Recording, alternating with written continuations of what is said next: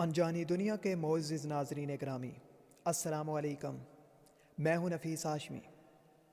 ناظرین گرامی، مسیح برادری سے تعلق رکھنے والی آسیہ نورین بی بی پنجاب کے ضلع نانکانہ کے ایک گاؤں اٹاں والی کی رہائشی تھی، جو لاہور سے تقریباً 50 کلومیٹر دوری پر واقع ہے۔ 2009 میں اسی گاؤں میں فالسے کے ایک باغ میں آسیہ بی بی کا گاؤں کی چند عورتوں کے ساتھ جھگڑا ہوا، جس کے دوران مبینہ طور پر اس نے پیغمبر اسلام کے خلاف 3 توہین آمیز کلمات کہے تھے۔ واقعے کے چند روز بعد آسیہ بی بی نے پنچایت میں خود پر لگائے گئے الزامات کی تصدیق کرتے ہوئے معافی طلب کی۔ الزامات لگنے کے چند روز بعد آسیہ بی بی کو اٹاں والی میں اس کے گھر سے ایک ہجوم نے پکڑ کر پولیس کے حوالے کر دیا۔ اس کے بعد وہ پہلے شیخوپورہ اور پھر ملتان جیل میں قید رہی۔ جون 2009 میں اس کے خلاف مقدمہ درج ہوا۔ توہین رسالت کے قانون 295 کے تحت الزام لگایا گیا کہ اس نے اپنے ہمراہ کھیتوں میں کام کرنے والی خواتین کے ساتھ بحث کے دوران پیغمبر اسلام کے خلاف 3 توہین آمیز کلمات کہے تھے۔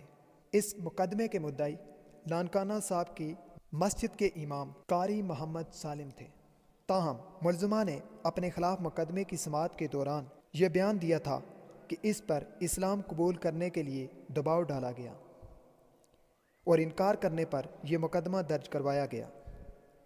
2010 میں ضلع نانکانہ صاحب کی عدالت نے آسیہ بی بی کو موت کی سزا سنا دی، اور وہ پاکستان میں یہ سزا پانے والی پہلی خاتون بن گئی۔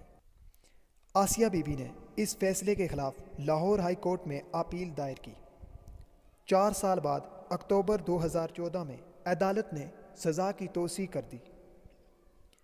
آسیہ بی بی نے جنوری 2015 میں ہائی کورٹ کے فیصلے کے خلاف سپریم کورٹ میں اپیل دائر کر دی۔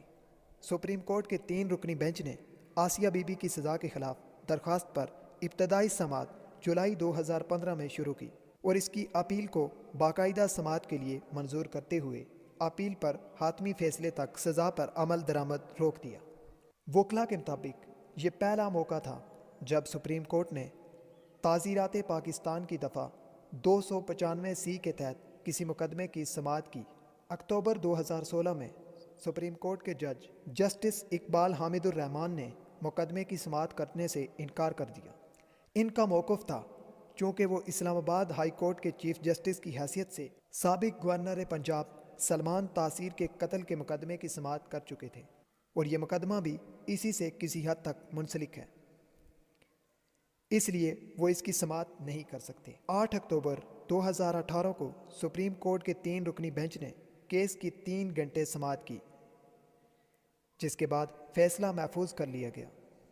31 اکتوبر کو سپریم کورٹ کے 3 رکنی بینچ نے متفقہ طور پر آسیہ بی بی کے خلاف کیس خارج کرنے اور اس کی رہائی کا حکم دے دیا۔ قانونی ماہرین کے مطابق آسیہ بی بی کی رہائی کے فیصلے کی بنیاد 4 وجوہات پر ہے۔ نمبر 1، ایف آئی آر درج کرنے میں تاخیر، جس کے بارے میں کوئی وضاحت نہیں کی گئی۔ نمبر 2، گواہوں کے بیان میں عدم مطابقت۔ نمبر 3، آسیہ بی بی کے غیر عدالتی اعتراف جرم پر انصار۔ نمبر 4، عدالتوں کی جانب سے آسیہ بی بی پر لگائے جانے والے الزامات کی صحت اور ان کے ماحول کے تناظر کو نظر انداز کرنا۔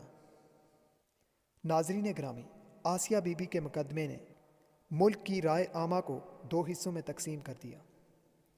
پنجاب کے گورنر سلمان تاثیر نے آسیہ بی بی سے جیل میں ملاقات کی تھی اور اس کے حق میں بات کی تھی، جس کی پاداش میں اس کے اپنے ہی محافظ ممتاز حسین قادری نے 4 جنوری 2011 میں اسلام آباد کی کوہسار مارکیٹ میں گولیاں مار کر قتل کر دیا تھا۔ ناظرین محترم، اسی آسیہ مسیح کو بچانے کے چکر میں سلمان تاثیر بھی موت کے منہ میں چلا گیا۔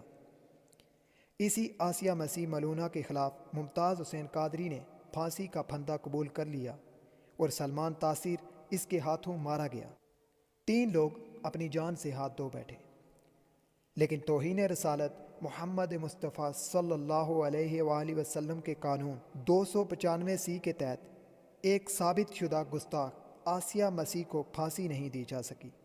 بین الاقوامی NGOs، بڑے بڑے پادری، ساری کمیونٹی ایک فالسے کی کاشت پر مزدوری کرنے والی گستاخ خاتون کو بچانے کے لیے شروع سے لے کر اب تک سرگرم عمل ہیں، لیکن حکومتی مشینری بالکل مفلوج ہو گئی ہے۔ اب 8 اکتوبر 2018 کو چیف جسٹس ثاقب نثار ہی کی قیادت میں 3 رکنی بینچ نے آسیہ مسیح ثابت شدہ گستاخ کی اپیل کی سماعت پر اس کو رہا کر دیا۔ اب رہائی پر عیسائی مشینریاں اس کو یورپ لے جائیں گی۔ یہ اس مظلوم قانون کا صرف ایک باب ہے، ایک ملزمہ ملونہ جس نے خود تسلیم کیا کہ اس نے توہین کی، لیکن پھر بھی اس کو رہا کر دیا گیا۔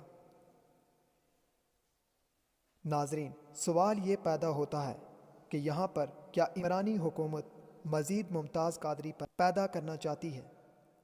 اس سوال پر غور کیجیے۔